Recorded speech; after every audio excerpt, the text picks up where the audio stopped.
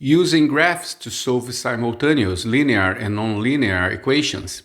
In this video, you will learn how to solve simultaneous equations graphically, including linear and quadratic simultaneous equations.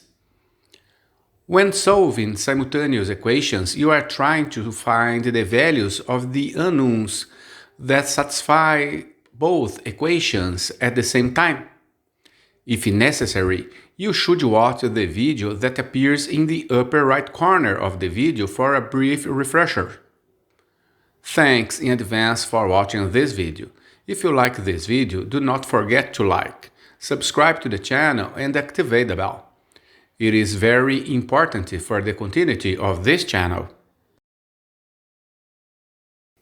Solving simultaneous equations graphically is the process that allows us to solve two or more algebraic equations that share variables by sketching their graphs.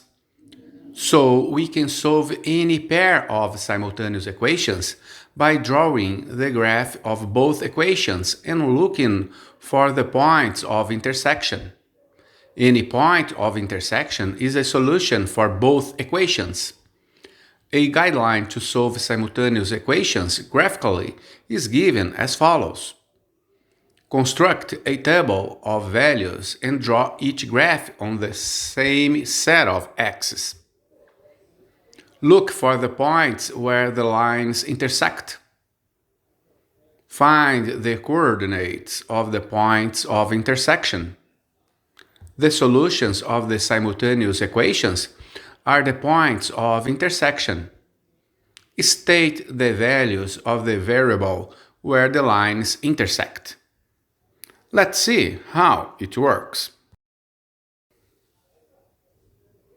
Use a graphical method to solve the following pair of simultaneous equations. The first equation is quadratic. Construct a table of values and calculate the points for the quadratic equation, and then draw the parabola for the quadratic equation.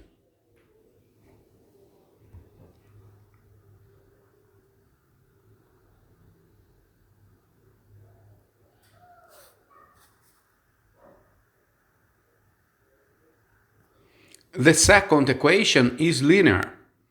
Construct a table of values and calculate the points for the linear equation, and then draw a straight line on the same grid. We now look for the points where the lines intersect, and then we find the coordinates of the points of intersection. The solutions of the simultaneous equations are the points of intersection. Finally, we state the values of the variable where the lines intersect.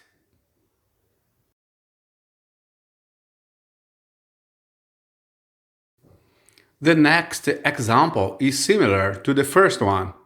You should try to solve it yourself and then check the answer.